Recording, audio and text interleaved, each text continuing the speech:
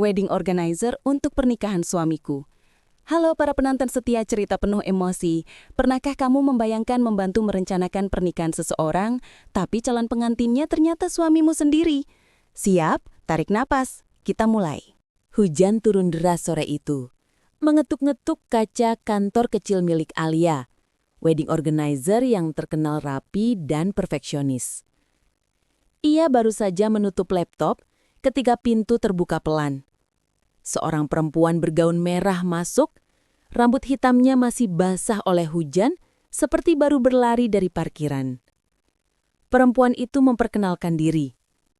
Saya Nadine. Saya ingin memesan paket pernikahan paling lengkap. Nada bicaranya tegas, elegan, dan penuh percaya diri. Tanpa menawar, tanpa bertanya harga. Alia sempat tertegun. Jarang ada klien yang datang sehebat dan sesiap itu. Namun, sejak awal, Alia merasa ada yang janggal. Saat ia meminta data lengkap pasangan untuk formulir, Nadine tersenyum samar sambil menutup tasnya erat-erat. Untuk foto calon suami, nanti saja. Dia sibuk, sangat sibuk. Alia mengangguk meski dalam hati bertanya-tanya. Siapa calon suami yang begitu sibuk sampai foto pun tak bisa diberikan?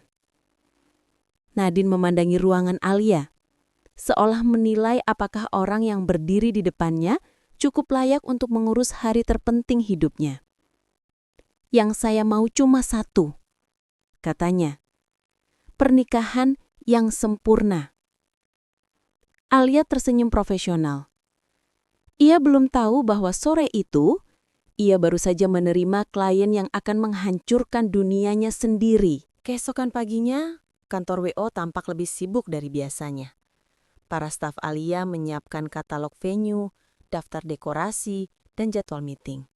Salah satu stafnya, Riri, menghampiri Alia sambil membawa map hitam yang ditinggalkan Nadine semalam. Mbak, ini data mempelai buat kontrak, katanya urgen, ujar Riri. Alia membuka map itu perlahan. Lembar pertama adalah formulir resmi.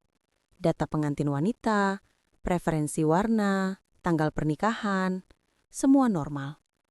Namun ketika Alia membalik ke halaman berikutnya, data mempelai pria, mata Alia berhenti bergerak. Raka Dirgantara. Nama itu menampar kepalanya seperti palu baja. Alia sampai harus memegang meja agar tak goyah. Jantungnya memukul tulang rusuk terlalu keras, terlalu cepat. Hanya satu huruf yang berbeda dari nama suaminya. Raka Dirgantoro. Namanya sama, sangat sama. Terlalu mirip untuk dianggap kebetulan. Alia berusaha tertawa kecil, meski suaranya terdengar getir di telinganya sendiri. Nama orang kan banyak yang mirip, iya kan?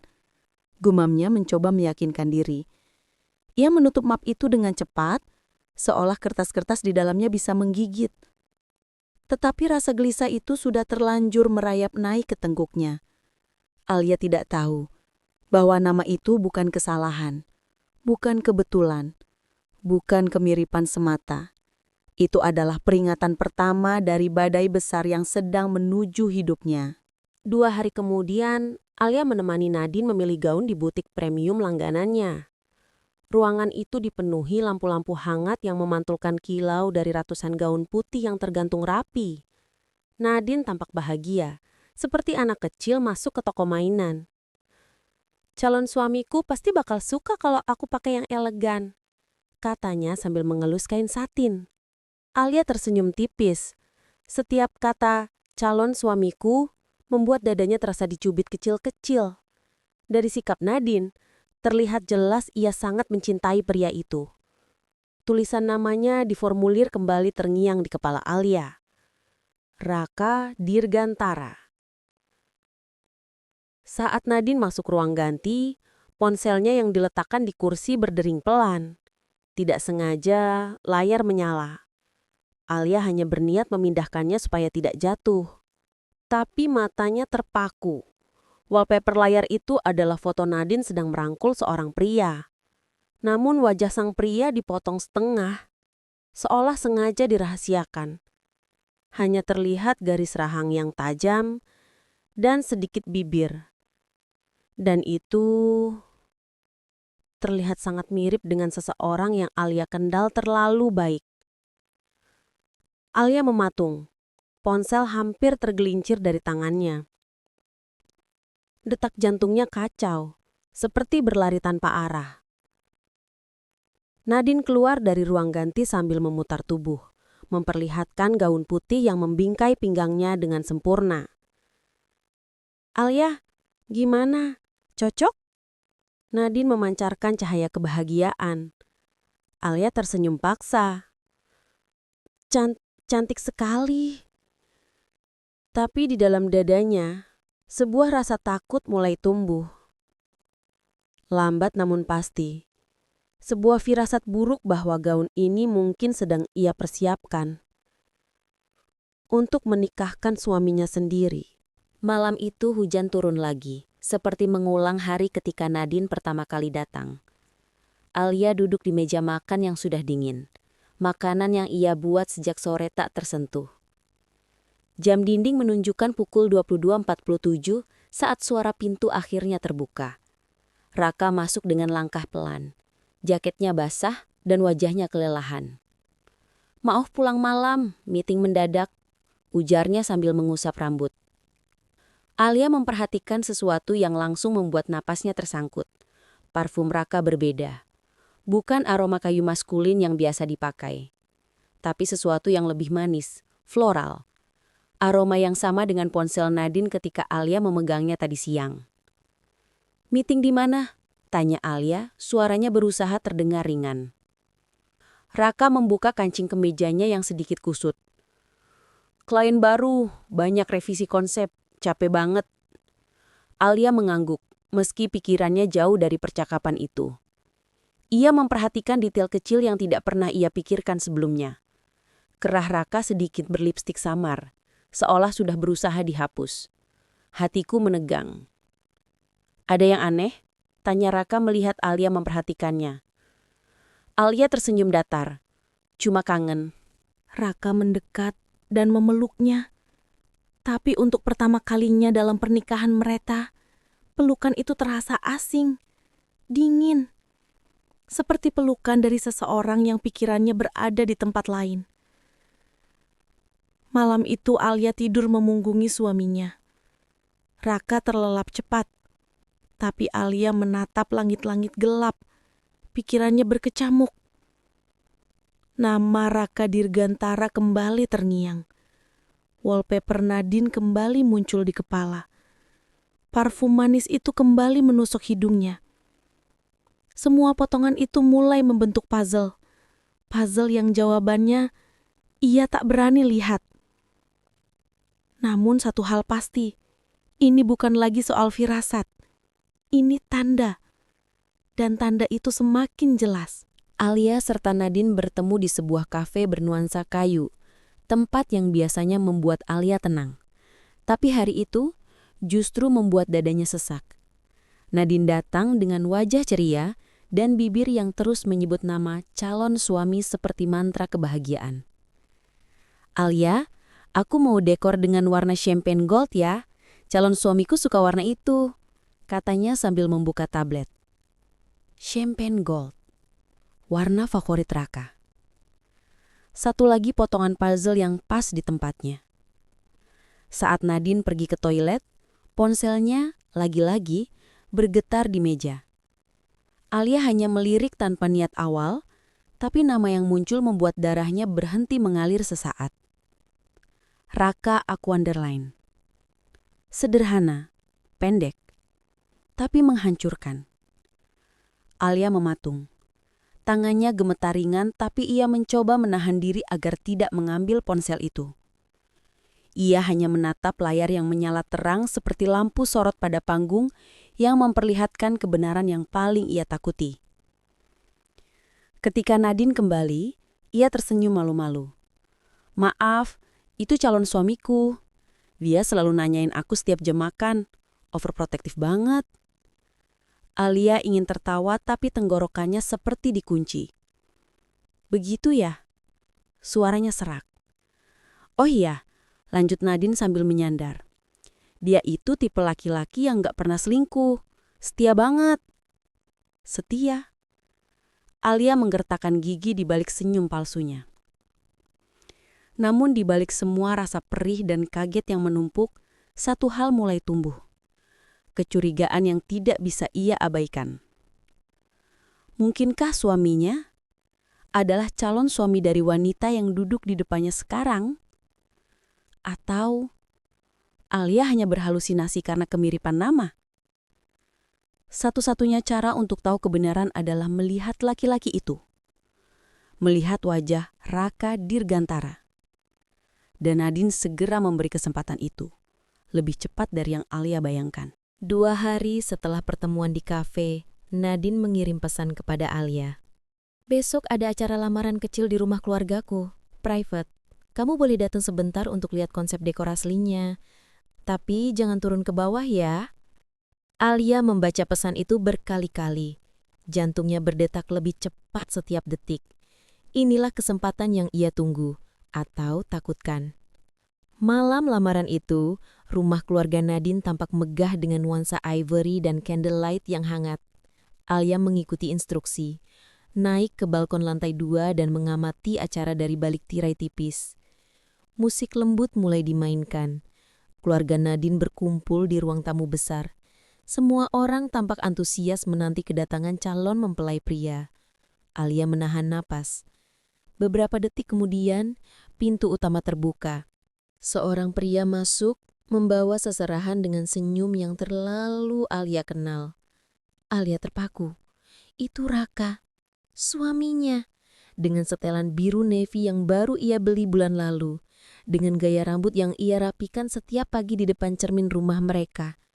Raka melangkah masuk, penuh percaya diri, seolah tidak memiliki istri yang sedang berdiri di lantai 2, menyaksikan semua kebohongan yang ia bangun. Nadine, panggil Raka. Nadine berlari kecil menyambutnya, memeluknya di depan keluarga. Pelukan hangat, manis, dan romantis. Alia merasa lututnya lemas. Tangannya mencari pegangan di dinding agar tidak terjatuh. Raka mengelus rambut Nadine. Senyumnya, senyum yang sama yang dulu membuat Alia jatuh cinta, kini terlihat kejam. Alia ingin berteriak, ingin turun dan merobek kedok laki-laki itu. Tapi suaranya keluh. Ia hanya bisa berdiri dan menyaksikan bagaimana suaminya dengan nama palsu melamar perempuan lain seperti tidak pernah mengenal dirinya. Dunia Alia runtuh dalam diam. Dan yang paling menyakitkan bukanlah pengkhianatan itu sendiri, melainkan betapa mudahnya Raka melakukan semuanya tanpa rasa bersalah. Malam setelah lamaran itu, Alia pulang tanpa ingat bagaimana ia menyetir. Dunia di sekelilingnya kabur. Jalanan gelap terasa seperti lorong panjang tanpa ujung. Sesampainya di rumah, lampu ruang tamu masih menyala. Raka belum tidur. Ia duduk di sofa, menatap televisi yang tak benar-benar ia tonton. Seolah tidak ada dosa sebesar langit yang baru ia lakukan. Saat melihat Alia masuk, Raka bangkit. "Kamu kemana aja? Aku telepon gak diangkat."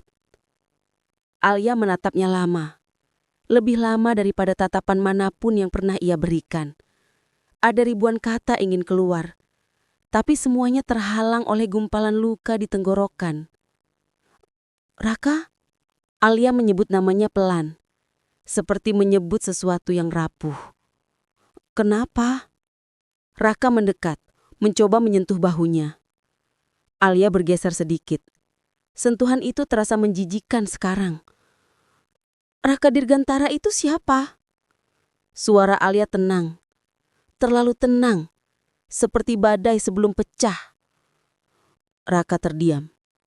Mata itu, mata yang pernah menjadi tempat Alia berteduh, berkedut. Hanya sepersekian detik, tapi cukup untuk menjadi jawaban. "Oh, dia klien kantor," jawab Raka cepat. Terlalu cepat. Kamu kenapa tanya begitu? Alia tersenyum kecil. Senyum pahit yang terasa seperti luka terbuka. Tidak apa-apa, cuma mirip aja sama namamu. Raka menelan ludah, lalu memaksakan tawa. Ya namanya juga mirip, banyak kok orang namanya Raka. Alia mengangguk pelan. Padahal di kepalanya gambar Raka yang memeluk Nadine berputar tanpa henti. Ia ingin mengatakan, aku lihat kamu tadi. Atau, aku tahu semuanya. Tapi tidak malam ini. Karena Alia tahu, konfrontasi butuh bukti. Dan balas dendam membutuhkan waktu. Alia masuk kamar tanpa menoleh. Raka mengikuti dari belakang. Mencoba menggenggam tangannya. Tapi Alia menarik diri. Untuk pertama kalinya sejak mereka menikah, mereka tidur di ranjang yang sama. Namun berada pada dua dunia yang berbeda. Dan malam itu, diam Alia lebih keras daripada teriakan apapun yang bisa ia ucapkan. Ruangan yang tadinya megah dan penuh senyum berubah menjadi medan sunyi. Musik berhenti. Kamera-kamera yang awalnya merekam kebahagiaan, kini menangkap kepanikan. Nadine mundur selangkah. Wajahnya hancur. Apa maksudnya ini, Raka? Suaranya bergetar namun cukup keras untuk menggema ke seluruh aula. Raka mencoba tetap tenang, tapi suaranya pecah. Nadine, aku bisa jelasin. Itu bukan seperti yang kamu pikir. Bukan seperti yang aku pikir. Nadine menjerit. Tulisannya jelas. Alia dan Raka Dirgantoro, suami istri sah. Para tamu mulai berdiri. Murmur semakin ramai. Ada yang memvideokan, ada yang menutup mulut. Ada yang langsung pergi tak tahan dengan aib sebesar itu. Alia tak bergerak sedikit pun. Ia berdiri tegap, wajahnya datar. Mata yang sudah terlalu sering menangisi pengkhianatan kini berubah menjadi kaca tanpa emosi. Nadine menatap Alia. Air mata membanjiri pipinya. Kak, kenapa nggak bilang dari awal? Alia menarik napas perlahan. Aku ingin tahu, katanya lembut, sampai sejauh mana kalian berdua berani membohongi semua orang. Raka menahan kepala dengan kedua tangan. Alia, please, jangan lakukan ini. Tolong. Sesak, panik. Suara seorang pria yang sadar dunianya runtuh. Alia menoleh kepadanya. Terlambat, Raka. Nadine membanting amplop itu ke lantai. Buku nikah terlempar terbuka, cincin kawin menggelinding pelan ke ujung karpet merah. Fotografer yang tadinya siap memotret momen bahagia, kini bingung harus memotret atau menurunkan kamera. Tamu-tamu penting mulai keluar dari aula. MC yang panik lari ke belakang panggung. Keluarga Nadine terlihat seperti ingin ambruk. Namun, acara belum selesai. Karena Nadine tiba-tiba naik ke pelaminan dan mengambil mikrofon. Semua orang, katanya dengan suara parau, pernikahan ini dibatalkan. Suara tamu gaduh seketika. Ia menatap Raka untuk terakhir kalinya. Kamu jahat. Kamu bukan cuma bohongin aku. Ia menahan tangis. Kamu hancurkan kakakmu sendiri. Raka menunduk. Tak bisa berkata apa-apa. Nadine menjatuhkan mikrofon. Gaunnya terseret ketika ia berlari keluar aula sambil menangis. Semua kamera mengikutinya. Semua bisik-bisik mengiringi. Dan di tengah kekacauan itu, Alia melangkah pelan ke pelaminan. Menaiki 3 anak tangga dengan aura yang membuat semua orang menahan napas. Ia berhenti tepat di depan Raka. Raka menatapnya dengan mata merah dan bahu gemetar. Alia, aku minta maaf. Aku benar-benar minta maaf. Alia memandangi suaminya yang selama ini ia bela. Ia banggakan. Ia percayai. Namun hari itu, Ia hanya berkata satu kalimat, "Kamu bebas sekarang, Raka." Ia melepaskan cincin kawin dari jarinya. Satu benda yang dulu ia jaga, kini tak lagi bermakna. Cincin itu dijatuhkannya ke lantai pelaminan, mengeluarkan bunyi kecil namun mematikan hati siapapun yang mendengarnya. Alia kemudian berjalan turun dari panggung. Setiap langkahnya adalah perpisahan. Setiap langkahnya adalah pembuktian bahwa diam, kadang lebih tajam daripada teriakan. Raka memanggil namanya sekali lagi. Namun suara itu tenggelam dalam keheningan aula yang runtuh. Alia tidak menoleh. Ia hanya berjalan menuju pintu keluar. Menuju kehidupan baru. Yang tidak lagi memiliki tempat untuk kebohongan. Aula pernikahan yang megah kini kosong seperti gedung tua. Lampu-lampu kristal masih menyala, tapi atmosfernya gelap, segelap luka yang ditinggalkannya. Di luar gedung, hujan turun deras, seolah langit pun ikut menangis. Alia berjalan menuju mobilnya tanpa menoleh. Tasnya digenggam erat, napasnya bergetar, tapi wajahnya tetap tegar. Namun, sebelum ia membuka pintu mobil, seseorang menarik lengannya pelan. Ibunya. "Alia, nak," suara sang ibu pecah. "Kamu beneran gak apa-apa?" Alia tersenyum kecil, senyum lelah, senyum yang sudah tak punya tenaga untuk marah. "Alia baik, Bu," jawabnya pelan. "Alia cuma capek." Ibunya memeluknya erat, seperti ingin merawat setiap kepingan hati Alia yang patah berulang kali. Di dalam gedung, keadaan semakin kacau. Ayah Raka menghampiri anaknya dengan wajah penuh amarah. "Raka, apa yang kamu lakukan? Kamu bikin malu keluarga." Raka berlutut, tangannya menutup wajah. "Ayah, aku salah. Aku bodoh." "Bodoh?" Suaranya melegak. "Ini bukan sekedar bodoh. Ini pengkhianatan. Pada istrimu, pada keluarga, pada semua orang." Arga, yang seharusnya jadi suami Nadine, berdiri dari kejauhan dengan tatapan kosong. Kehidupannya baru saja berubah dalam hitungan menit.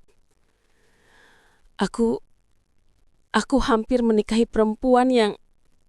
Ia menahan diri, menahan amarah dan kecewa.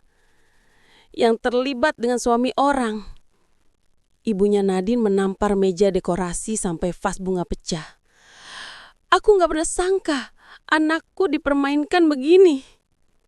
Nadine muncul, gaunnya basah air mata, riasannya berantakan. "Aku pulang," katanya lirih tanpa melihat siapapun. Arga mengejarnya. Sementara itu, keluarga Alia saling menyalahkan keluarga Raka. Dan keluarga Raka balas menyalahkan Nadine. Dua keluarga besar saling berteriak, saling menunjuk, saling meluapkan semua amarah yang selama ini dipendam. Satu pernikahan gagal. Sekaligus dua keluarga hancur. Di sudut aula, Raka duduk sendirian. Semua orang menjauhinya seolah ia penyakit menular. Ia membuka ponselnya. Foto-foto Alia tersenyum, video mereka liburan, chat mesra. Semuanya menampakkan betapa setianya Alia. Dan betapa jahat dirinya. Air matanya jatuh. Pertama kalinya sejak kejadian itu, ia menangis tanpa bisa menahan. "Alia," katanya pelan, "aku kehilangan kamu. Ya Tuhan." Raka ingin mengejar Alia, tapi saat ia keluar gedung, yang tersisa hanya jejak ban mobil yang sudah lama pergi, dan hujan yang semakin deras. Seakan dunia pun sepakat bahwa kesalahan sebesar itu memang pantas diguyur tanpa ampun. Sementara itu, Alia berkendara pulang sambil memegang kemudi dengan tangan gemetar. Dia tidak menangis, tidak lagi, karena ada saat ketika air mata sudah habis. Dan yang tersisa tinggal tekad untuk memulai hidup baru tanpa bayangan siapapun. Dan malam itu, dalam keheningan hujan yang memukul kaca mobil, Alia memutuskan sesuatu yang akan mengubah segalanya. Besok, ia akan mengajukan cerai. Pagi itu langit cerah, seolah semesta tahu Alia membutuhkan ketenangan setelah badai semalam. Ia berdiri di depan kantor pengadilan agama, menatap bangunan dengan napas dalam. Tangannya sedikit gemetar saat memegang map berisi berkas cerai.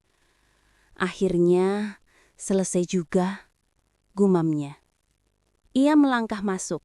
Tidak ada keraguan, tidak ada ketakutan. Hanya keputusan yang sudah matang, hasil dari malam-malam penuh luka yang ia telan sendiri.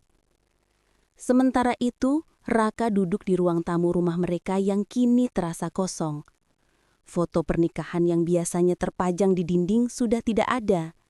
Lemari Alia pun sepi. Ia melihat surat yang Alia tinggalkan di meja. Terima kasih untuk waktu yang pernah indah. Maaf untuk luka yang harus aku terima. Mulai hari ini, kita selesai. Raka menunduk, bahunya bergetar. Kenapa? Aku sebodoh itu, bisiknya. Ia mencoba menelepon Alia, tapi nomor itu sudah diblokir. Tidak ada pintu yang bisa ia ketuk, tidak ada tangan yang bisa ia genggam, tidak ada maaf yang bisa menyelamatkannya. Ia hanya bisa menatap sepi yang ia ciptakan sendiri. Usai mengajukan berkas, Alia berjalan keluar gedung pengadilan. Angin pagi menyentuh wajahnya lembut, memberi rasa lega yang belum pernah ia rasakan selama berbulan-bulan. Sudah ya, semua sudah, katanya sambil tersenyum kecil untuk dirinya sendiri. Ia menaiki mobil, menghidupkan mesin, dan pergi dari tempat itu. Pergi dari masa lalu yang akhirnya ia lepaskan dengan penuh keberanian. Minggu-minggu setelah perceraian berjalan cepat, Alia pindah ke apartemen kecil yang nyaman. Ia memperbesar bisnis WO-nya. Ia menghadapi klien-klien baru dengan senyum yang lebih mantap. Tak ada lagi rasa takut kehilangan. Tak ada lagi bayang-bayang pengkhianatan. Karena kali ini, ia hidup untuk dirinya sendiri. Suatu malam, ia duduk di balkon apartemen, memandang lampu kota yang gemerlap. Angin malam mengibaskan rambutnya, membawa kedamaian yang selama ini hilang. Terima kasih ya Alia, katanya pada dirinya sendiri. Sudah berani keluar dari hubungan yang salah. Ia menutup mata dan tersenyum. Dan untuk pertama kalinya setelah sekian lama, hatinya terasa utuh. Tidak sempurna, tapi utuh. Pengkhianatan memang bisa menghancurkan, tapi memilih bertahan dalam hubungan yang tidak sehat jauh lebih mematikan. Kadang, jalan keluar yang paling menyakitkan justru adalah jalan satu-satunya untuk menemukan kembali diri kita sendiri. Jika seseorang tidak menghargaimu, lepaskan. Tuhan selalu membuka pintu lebih indah setelahnya. Kalau kamu suka cerita ini, like, share, dan follow channel ini supaya kamu gak ketinggalan cerita dramatis lainnya. Ceritamu bisa jadi inspirasi, dan kisah berikutnya bisa jadi lebih menegangkan.